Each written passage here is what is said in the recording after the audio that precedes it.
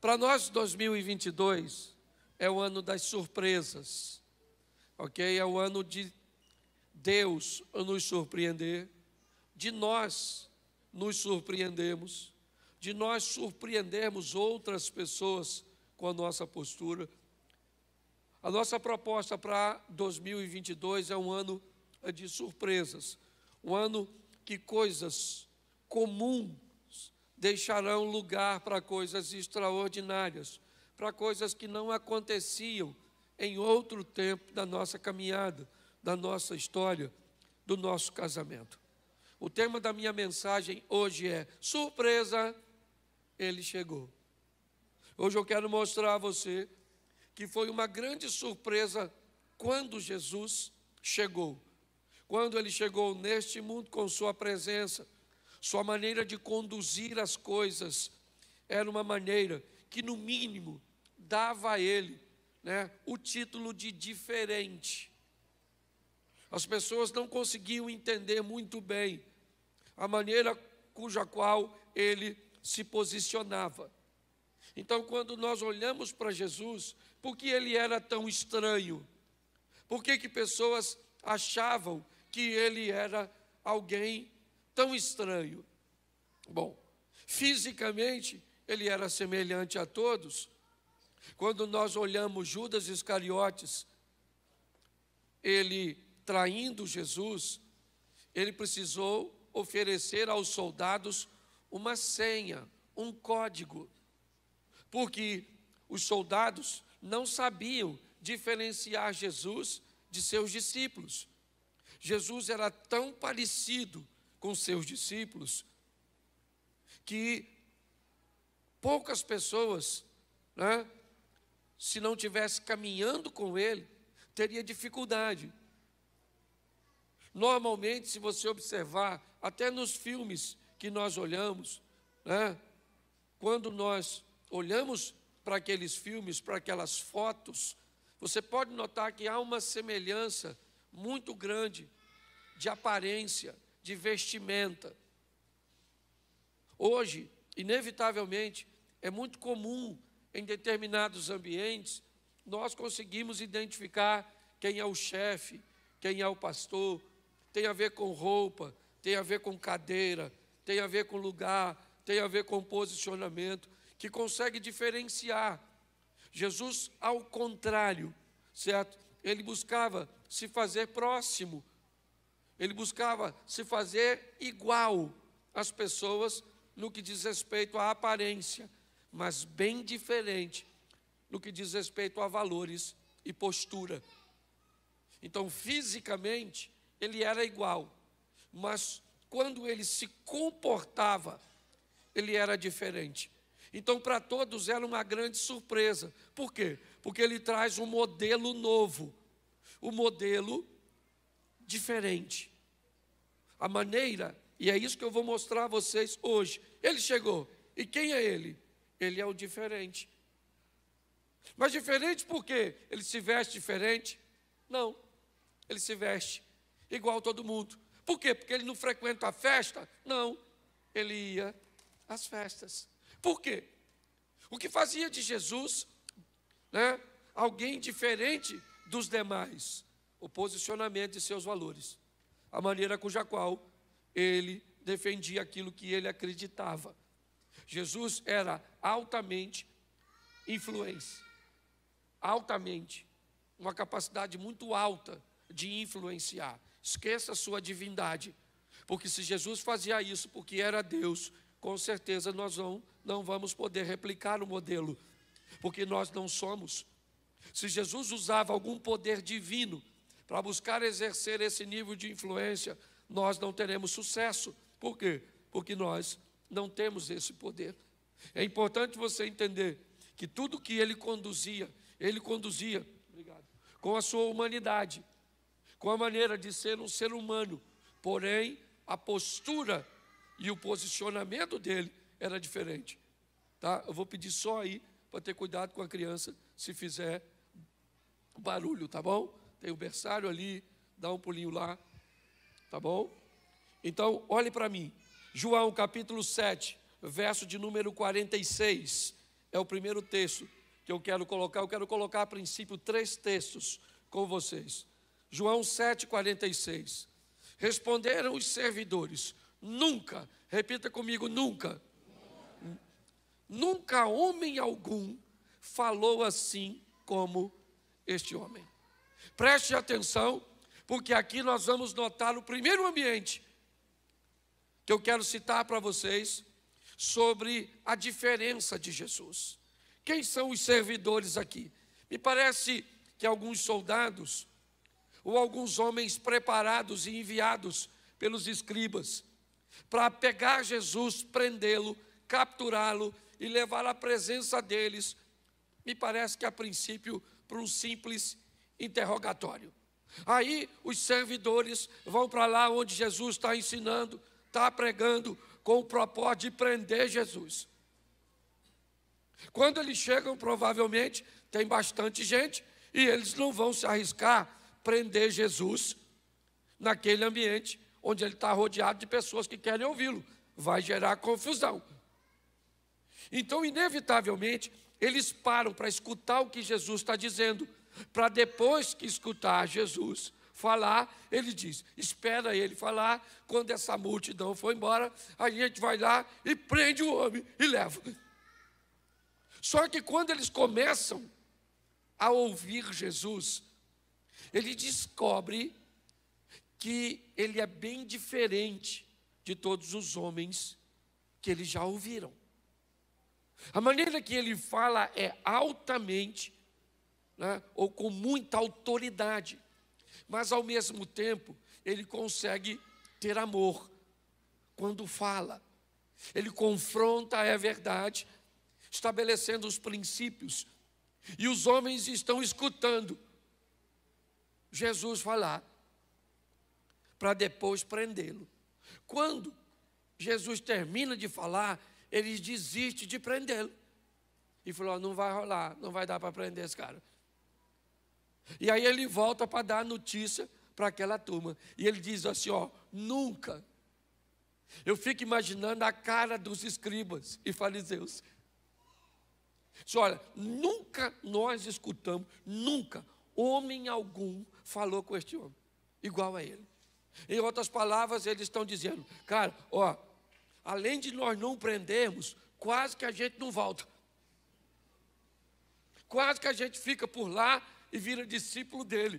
Por quê? Porque ele é muito diferente de todos vocês. Sabe? Nunca homem algum falou desse jeito. Segundo texto, João, capítulo 9, verso 32. João 9, 32, dá uma olhada nesse texto. Desde que o mundo é mundo, nunca se ouviu que alguém abrisse os olhos de um cego de nascença. Preste atenção que novamente o texto diz que nunca, não havia ninguém. Jesus chega para romper com o modelo.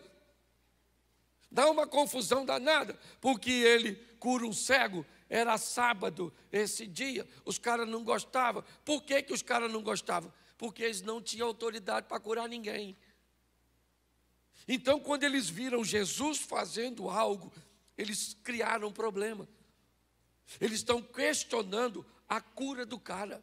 Jesus acaba de dar vista para um cego, e aí estão interrogando o cego: como é que você ficou curado? Ele falou: foi o Jesus aí, rapaz, passou aqui, cuspiu, fez um lodo, passou no meu olho, mandou me lavar.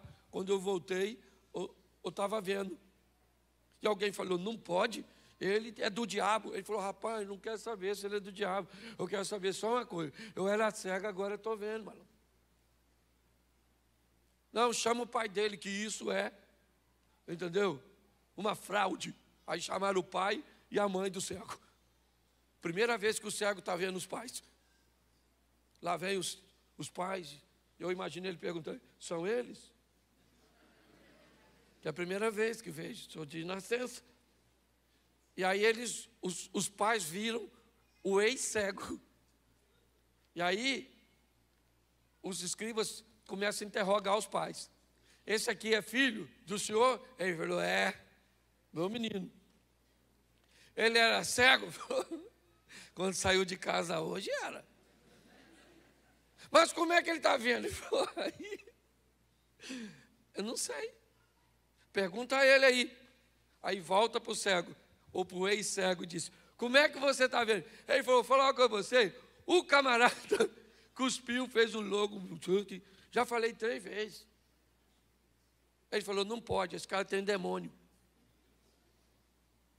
Ele falou, vou falar uma coisa para você, desde que o mundo é mundo, nunca se viu ninguém. Mas hoje é sábado, dane-se que hoje é sábado. Ainda bem que ele é diferente, quebra protocolo para fazer o bem. Ele não quebra princípio, mas quebra protocolo. Então preste atenção, Jesus era extremamente diferente. Por isso que ele chamou você para servir a ele. Por quê? Porque você também, tem hora que você é cego. Tem hora que nós somos uma mula. Certo? Ah, mas ele não sabia disso. Sabia, mas ele é diferente. Qualquer um que chegasse para chamar discípulos, iria onde? Numa sinagoga. Ele vai caçar uns pescadorzinhos, cobradorzinhos de imposto. Só uma turma. Certo? Se você der uma olhada nos discípulos de Jesus, nem diácono seria aqui na igreja. Se depender da nossa seleção aqui, ninguém pensa. Judas ia sentar onde? E o Tomé, que precisava ver para crer. E o André, que levava tudo na brincadeira. Tem um garotinho aí que tem 5 pães e 2 peixinhos. O que é isso para tanta gente? E o Pedro, que puxava uma faquinha para atacar os outros. E o Tiago, que era chamado filho do trovão. Pensa, isso é quase uma quadrilha. Certo? Provavelmente eles não teriam requisitos para cumprir o nosso protocolo. Mas Jesus não trata como nós tratamos. E é por isso que Ele nos ama e nos chamou. Porque sabe do potencial que nós temos. E muito desse potencial sequer ainda se revelou. Então nunca foi o que disse esse cara. Nunca se ouviu. O que ele está fazendo é algo que nunca foi feito. Coloca o último texto aqui. João 3:2. João 3:2. É uma narrativa de Nicodemos. Este foi ter de noite com Jesus e disse-lhe, Rabi, bem sabemos que és mestre vindo de Deus, porque ninguém pode fazer esses sinais que tu fazes, se Deus não for com ele. Presta atenção, nunca se ouviu que alguém falava assim. Nunca um cego de nascença viu. Nunca, certo? Ninguém pode fazer isso que o Senhor faz, se Deus não for com ele. Note que todos os textos diz que Jesus é diferente. E o que ele falou para mim e para você? Seja diferente também. Ah, pastor, eu sou. Lá no meu trabalho, não me misturo. Ah, pastor, eu sou diferente. Eu não vejo televisão. Eu não vejo nada, sabe? Estou esperando Jesus voltar. Não é disso, não. Ah, pastor, eu uso uma saia lá em cima. Ou melhor, lá embaixo.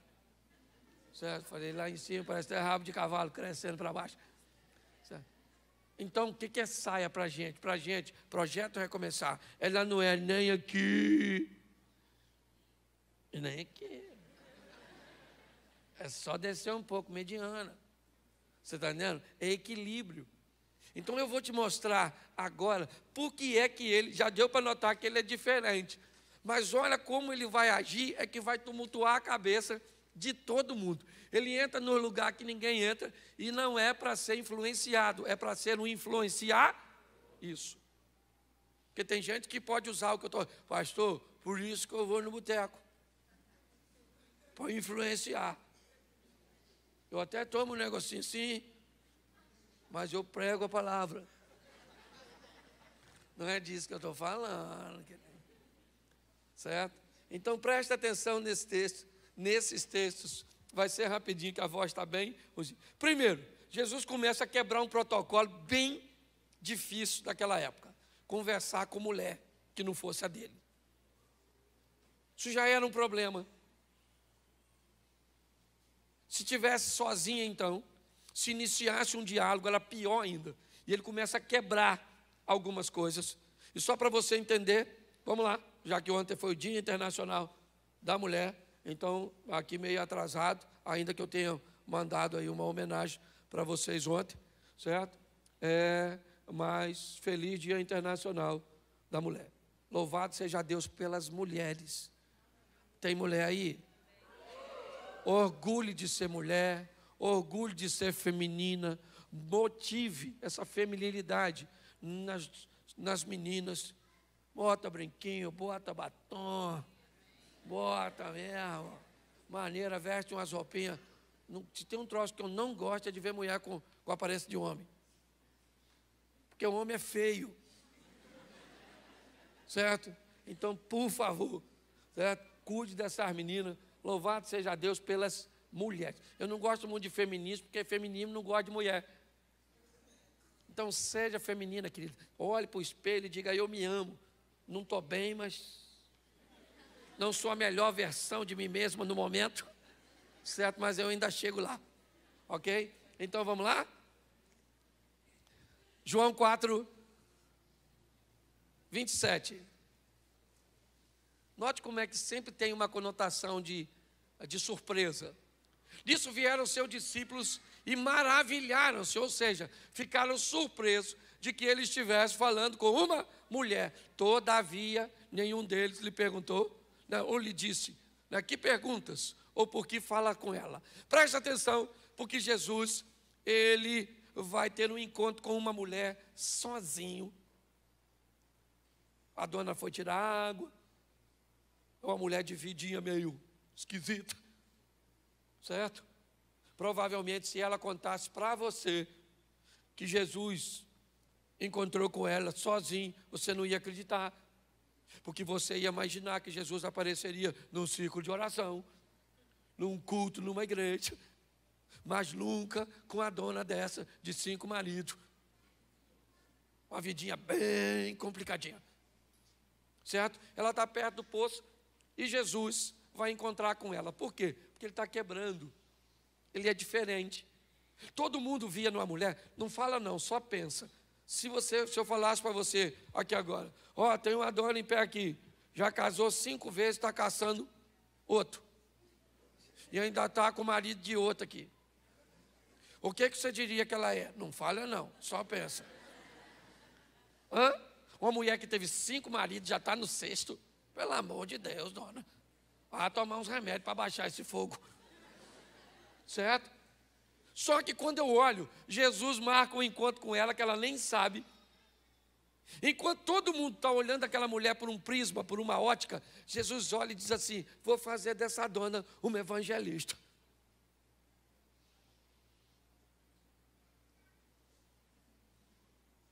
Essa? Jesus sabe quem ela é, não. Essa dona vai virar evangelista. Sabe o que mais me encanta nesse texto de João 4? É que Jesus manda 11, ou melhor, 12 de seus discípulos ir a Samaria comprar comida.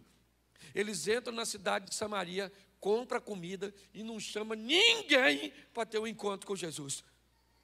Volta os 12 caras trazendo comida sem ninguém. A mulher vai sozinha. Chegou lá e falou para os homens, aí, encontrei um cara lá na beira do poço. Alguém falou, novidade, dona. A senhora encontrar um homem, fala algo novo. Ela falou, não, eu estou falando sério. E eu tenho quase certeza que ele é o Messias. Você não falaria assim? O Messias? Conversando com a senhora? Ele apareceria para qualquer pessoa, dona. Mas não com os seus atributos. Ela falou, estou falando, contou tudo que eu tenho vivido. E os discípulos que vão à cidade voltam sem ninguém, e a mulher que vai sozinha leva um montão de gente. Pare para pensar. Ao quebrar os paradigmas, a romper de uma forma diferente, Jesus é capaz de transformar alguém que ninguém dava nada por ele em um potencial extraordinário para a expansão do seu reino. Deus não escolheu você e a mim por acaso. A minha vida era tão ruim que essa moça estava me namorando. E era meu tio que me criava. Meu tio falou para ela aqui, larga esse menino que isso não tem futuro, isso não vai a lugar nenhum. Isso não é nada e provavelmente daqui uns anos não vai ser coisa nenhuma. Olha que palavra profética extraordinária do homem que me amava, que era meu tio. Só que ele me olhava pelos olhos humanos, enquanto a ótica de Deus estava sobre a minha vida. Deus sabe quem você é, não está enganado, Ele chamou você, sabe, porque pode fazer a sua vida ser extraordinário nessa terra, aqui. Tome posse disso. Posso ouvir um amém? Amém. Isso. Outra coisa, Lucas 19, 7. Lucas 19, 7. Vendo tudo isso, murmurava, dizendo que entrava para ser hóspede de um pecador. Está lá Jesus de novo, surpreendendo as pessoas. Pare para pensar. Vamos imaginar o Papa, uma autoridade. Eu vou usar ele porque é uma grande autoridade religiosa. Vamos imaginar que ele viesse a Xerém. Onde você acha que ele iria? Provavelmente na paróquia. Sim ou não? Sim ou não? É. Ali para dentro, não sei se tem ainda, mas tinha a Casa da Luz Vermelha. Isso. O moço que algumas pessoas chamavam de sogro. Você acha que ele iria lá? Sim ou não? Sim ou não? Sim ou não? Claro que não. É a imagem dele. Pare para pensar. É a nossa imagem. Não estou falando mal, estou usando ele porque é uma autoridade. É só isso. Eu estou dizendo o programa cujo qual nossa mente está estabelecida. Quando Jesus chega em Jericó, passando por Jericó, ele vai à casa de um cara que ninguém iria. Ele entra na casa do Zaqueu para comer com ele, para sentar com ele. Mas as pessoas não gostam disso. Por quê? Porque ele comia com pecadores. Ele conversava com mulheres. Ele conseguia enxergar nas pessoas coisas que as outras pessoas não conseguiam. Então ele estava sempre agindo de forma diferente. Quando Jesus termina o encontro com uma mulher samaritana no poço, ela está diferente e ele está o mesmo. Quando Jesus sai da casa de Zaqueu, Jesus continua o mesmo e Zaqueu está diferente. Preste atenção. As pessoas ficam surpresas com o que ele está fazendo, mas o que ele está oferecendo é um modelo para mim e para você. É isso que aconteceu. Nossa, todos murmuravam e ficavam dizendo do lado de fora: olha, o seu mestre come com o pecador, já já ele vai estar pecando. E no final da reunião, Zaqueu se levanta e faz uma confissão. E Jesus disse: hoje veio a salvação a essa casa, porque também este é um filho de Abraão. Então dá licença agora que eu estou indo embora, mas cumpri o meu propósito aqui. Ele era diferente e surpreendia-se, ou todos se surpreendiam com ele. João 8, 9. João 8, 9. Isso. Quando ouviram isso, saíram um a um, a começar pelos mais velhos até os últimos. Ficaram só Jesus e a mulher que estava no meio. Preste atenção. Essa é a mulher adúltera de João 8. Jesus agora vai, me parece, entrar no ápice de uma confusão mental daqueles que estão perto dele. Jesus vai defender alguém que está errado. É um momento muito importante. Tem diversas testemunhas que trazem a mulher. Ela foi pega em flagrante de adultério. Não é falso testemunho. Ela estava adulterando. Todo mundo sabia que ela estava adulterando. Não havia uma informação equivocada. Mas agora Jesus vai quebrar. Ele vai defender alguém, mesmo sabendo que esse alguém está errado. Esse é um campo bem minado para Jesus. Tão minado que uma decisão dele equivocada pode fazer com que ele seja apedrejado também, contrariando uma lei de Moisés. Quando eles observam que Jesus o que Jesus está fazendo, eles ficam confusos. Mas o desfecho dessa história é muito interessante. Porque você pode dizer para mim, pastor, Jesus está defendendo uma mulher que estava errada? Não. Ele não está defendendo uma mulher que está errada. Ele está defendendo uma mulher que cometeu um erro e está sendo julgada e condenada por pessoas que também erram. É isso. O que ele teve foi a coragem de dizer para todo mundo o seguinte: vocês não têm moral para julgar essa mulher e dar uma pedrada nela. O único aqui nesse ambiente que poderia apedrejá-la sou eu, e eu não vou apedrejá-la. Acabou. Vocês podem ir para casa guardar a pedrinha de vocês, porque vocês não vão matar ninguém. O que ele está fazendo, gente? Ele está surpreendendo as pessoas, dizendo para mim e para você: eu sei quem você é, eu vou terminar expondo isso para você. Mas ele te defende mesmo sabendo que você mente. Ele te defende mesmo sabendo que você rouba. Ele te defende mesmo sabendo que você tem vícios. Ele te defende ou nos defende mesmo sabendo que nós estamos errados. Não porque vai se tornar conivente aos nossos erros, não, mas porque tem autoridade para perdoar pecados e nos dar uma novidade de vida. É isso. Vamos lá? Marcos 10, 14. Já estou terminando.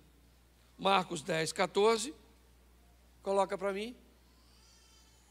Jesus, porém, vendo isso, indignou-se e disse-lhes: deixai vir a mim os pequeninos e não os impeçais, porque dos tais é o reino de Deus. O que ele é? Ele é um mestre, ele é um rabi, ele é um homem altamente ocupado. Ele não vai perder tempo com crianças, com um grupo que não vai prestar atenção nele.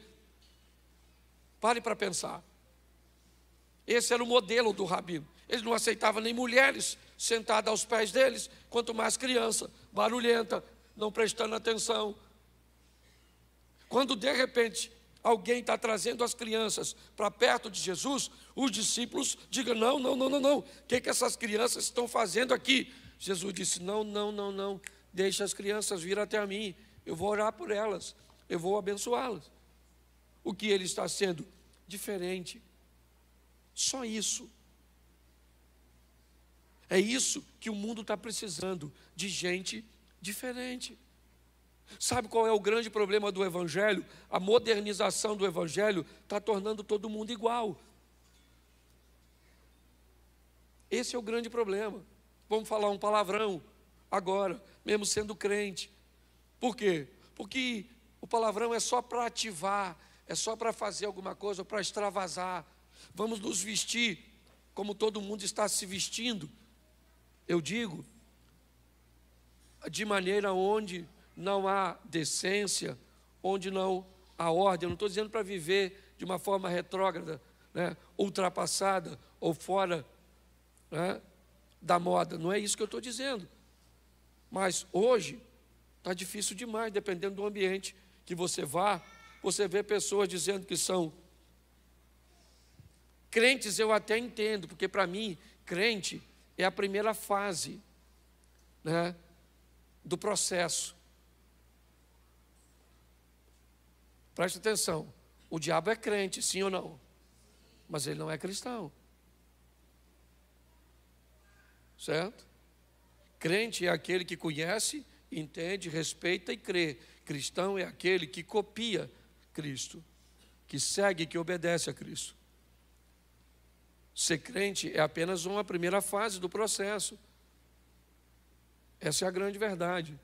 Eu, quando eu olho a minha caminhada cristã, eu estou aí com 30 anos, 31 anos, né, no Evangelho. E eu levei, acredito, que quase 15 para transicionar de crente para cristão. Eu conheço muita gente que ainda não transicionou. É o que o Eduardo estava falando aqui na palavra da oferta. As pessoas fazem as coisas, mas não sabem cuja motivação estão fazendo. Quando nós olhamos para esse posicionamento, o que nós estamos vendo é que Jesus está sendo diferente, né? De uma forma muito sutil, é verdade, mas é diferente. Por quê? Porque defende pessoas que estão sendo acusadas por gente que também erram, porque recebe gente que ninguém receberia, porque conversa com pessoas que ninguém conversaria, porque come com pecadores e se mantém íntegro. É isso. É esse tipo de cristãos que nós estamos precisando. Preste atenção nesse texto. Marcos 10, verso 24. Marcos 10, 24. Isso. E os discípulos se admiraram dessas suas palavras, mas Jesus, tornando a falar, disse: filhos, quão difícil é para os que confiam nas riquezas entrar no reino de Deus. Os discípulos agora ficam apavorados. Jesus acaba de dizer para um milionário, um cara cheio da grana, um garoto, um rapaz. Jesus disse: olha, vai, pega tudo que tu tens, dá aos pobres, dá para os pobres tudo que tu tem. Depois você vai ter um tesouro no céu, e aí você vem e me segue. Eles disseram: não, não é isso. Você tem que falar para ele que ele tem que se converter, pegar o dinheiro dele, ser dizimista, ser ofertante. O senhor está rompendo o modelo. Ele disse: não, ele está preso no dinheiro. Eu quero mostrar para ele e para todos que o meu modelo é diferente. Então ele pega tudo que tem, e se ele acha que eu estou mandando ele me seguir, porque eu estou de olho nos bens materiais, manda ele pegar todos os bens e dá para pobre. E quando ele não tiver nada, ele vem para mim, para que ele descubra que eu quero ele, não os bens dele. Porque a grande verdade é o seguinte, irmão: basta Jesus ter você, que ele tem tudo que você tem.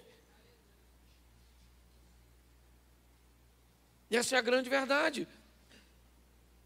Ele quebra isso porque ele é o líder. Ele precisa de dinheiro para seu ministério? Sim, ele precisa. Ele precisa de uma estrutura para fazer. Mas, quando ele diz isso, ele quebra, sabe, um modelo, dizendo: pega, e preste atenção que ele não está mandando o cara vender nada. Eu acabei de falar para você, esse texto do jovem rico, certo? Ele também está lá em Lucas 18. No 19, Jesus entra na casa do Zaqueu, que é rico. No capítulo 18, ele fala de um jovem rico, certo? E diz que é muito difícil um rico entrar no reino dos céus. Mas no 19, ele entra na casa de um rico e diz: hoje veio salvação a esta, porque o problema não é o dinheiro, é o coração. O coração do garoto está no dinheiro, o coração do homem, porque a diferença para ter dinheiro é só uma: é maturidade, meninice. Crianças pensam que o dinheiro é tudo. Homens maduros já sabem que não é. O dinheiro, querido, é um excelente escravo, mas é um péssimo senhor. E é assim que funciona. Jesus está quebrando quando ele diz para o camarada: lembra de Geazi? Quando Naamã quer dar uma oferta e Eliseu não recebe, Geazi fala: rapaz, você é doido? Esse novo convertido, cheio da grana, vamos depenar ele.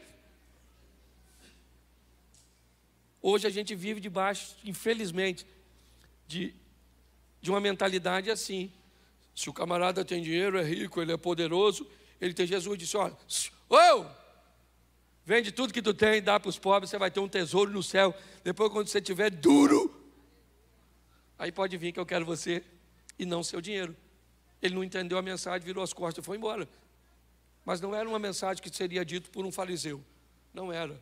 O próprio Judas, quando viu a mulher derramar um unguento nos pés de Jesus, disse: isso poderia ser vendido. Jesus falou: você não está entendendo. Os pobres vocês sempre vão ter convosco. Fica quieto, camarada. Deixa a dona cumprir. É essa diferença, sabe, que nós precisamos muito mais do que olhar em Jesus, é ter no ambiente cujo qual nós frequentamos. Mas eu queria que você entendesse uma coisa: Marcos, capítulo 4, verso 41. Marcos 4, 41.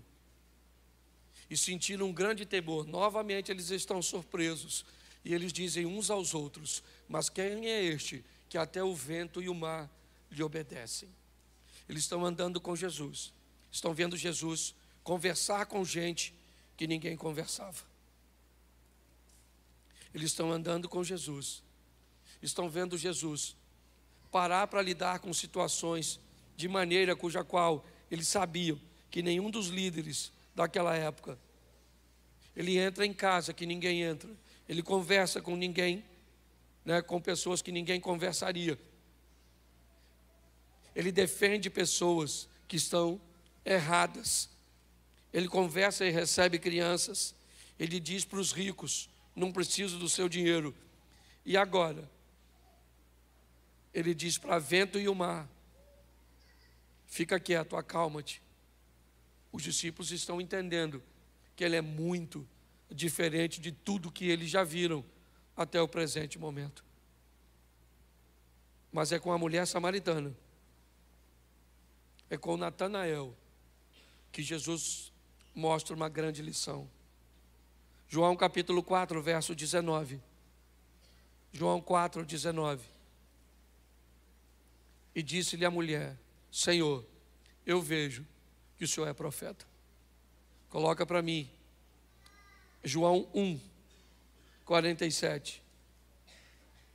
João 1, 47.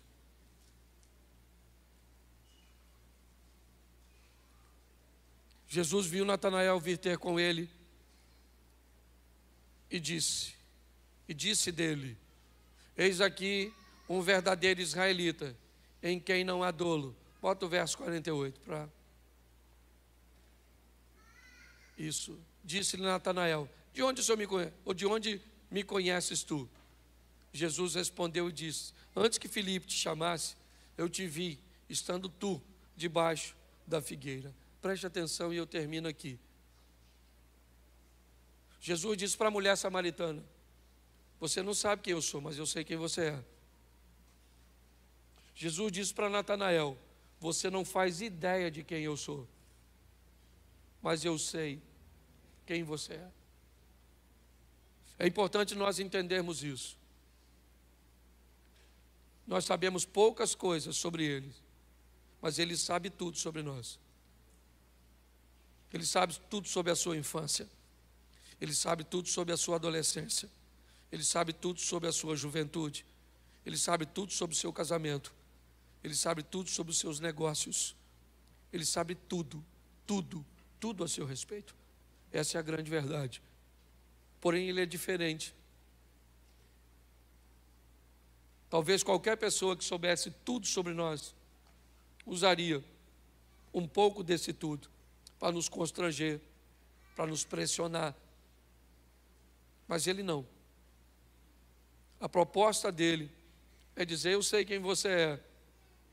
Eu sei que você está errado, mas eu vou te defender. Eu sei que ninguém gostaria de comer com você, mas eu gostaria. Eu sei que ninguém gostaria de estar perto de você, mas eu quero. Mas eu não mereço, pois é. Eu sei quem você é, eu não estou enganado. Eu quero mudar a sua história. Eu quero ter a oportunidade de entrar na sua vida e mudar a sua história para sempre. A grande questão é: as pessoas precisam se surpreender quando você sair da igreja com Jesus. Essa é a grande verdade. As pessoas precisam se surpreender com as suas ações, com os seus posicionamentos, com a sua fala, com a sua conduta, com as suas postagens. Elas precisam surpreender, ou se surpreender, quando olhar para você. E a surpresa tem que ser de uma forma positiva, onde você mostre que você é diferente. É só isso. Jesus nunca disse: olha, gente, eu sou diferente dos demais, eu sou melhor do que os demais. Ele nunca disse isso. Mas todo mundo que olhava para ele disse: nunca vimos alguém como ele. Note como ele é diferente. Ninguém te condenou, querida. Se ninguém te condenou, eu também não te condeno. Vá e não peques mais. Preste atenção. Nós temos falado isso o tempo inteiro aqui. Você está à espera de um reino que já chegou. Você está à espera de uma estrutura espiritual que já está disponível para você. Já está disponível para você. Eu vejo pessoas nadando e gritando: eu estou com muita sede. E nadando na água doce. Era só parar um pouquinho e beber e saciar a sede. Quebrar esse modelo mental tem sido um grande desafio nosso. Porque tem pessoas esperando Cristo voltar para viver o reino. Mas Ele disse na sua oração: venha o teu reino. Venha o teu reino agora. É só isso. Seja diferente. Não dizendo que é diferente, mas fazendo com que as pessoas vejam. O fulano é diferente na hora de negociar. Nossa, você negocia desse jeito?